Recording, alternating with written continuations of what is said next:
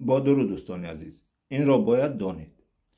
دانشمندان ما در گذشته در هر جایی که زندگی میکردند، مثال در شهرها، وقتی که از زبان میگفتند، زبان را پارسی دری، پارسی یا کی دری میگفتند، فارسی میگفتند. و اگر از ملت میگفتند، واژه تاجیک را استفاده میکردند. در یگان جا همچون ملت ایرانی یا که ملت فارسی گفتگی نیستند، در هر جایی که استفاده کردند واژه تاجیک را استفاده کردند. و یک چند بیت را یکی از دانشمندان تاجیکستان چند سال پیش در فیسبوک نوشته بود، گرد آورده بودم اینها را، من این را کپی کرده بودم، حاضر برای شما میخوانم تا شما هم دانید که همین دانشمندان خودشان را تاجیک میگفتند. ساز نافهمیدگی کوک است، کو علم و چی فضل، هر کجا دیدیم بحث ترک با تاجیک بود. یعنی در برابر ترک واژه تاجیک رو همچون ملت استفاده میبرند. این از بدیل است، بدیل دهلوی. ترک و تاجیک را به یکدیگر خصمی و گیرودار میبینم.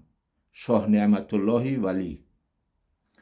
شش جهت روشن زیتابی روی او، ترک و تاجیک و عرب هندوی او. اقبال. حاضر دوامش رو باز میخونیم. کیست که از غم عشقش جان به در تواند برد؟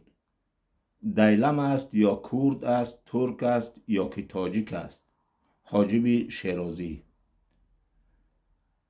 عرب دیده و ترک و تاجیک و روم، زهر نوع در نفس پاکش علوم. شیخ سعدی. بپرس حال من از چشم خود که این معنی حکایت است که معلومی ترک و تاجیک است. سلمان ساوجی.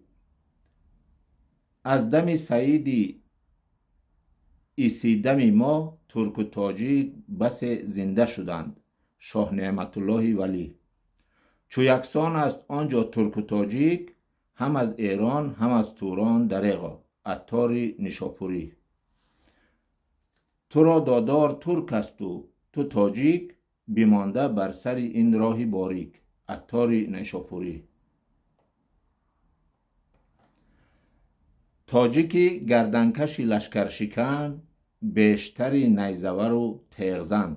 امیر خسروی دهلوی. خب با فکرم تا همینجا بسنده است، اینجا زیاد است، همه این رو نمیخوانم برای زیاد نشود، وقتی زیاد نگیرد. خب همین تاجیک است. این دانشمندها همشان تاجیک بودند. تا نوار آینده خدای رو مددگارتان باشد. با درود.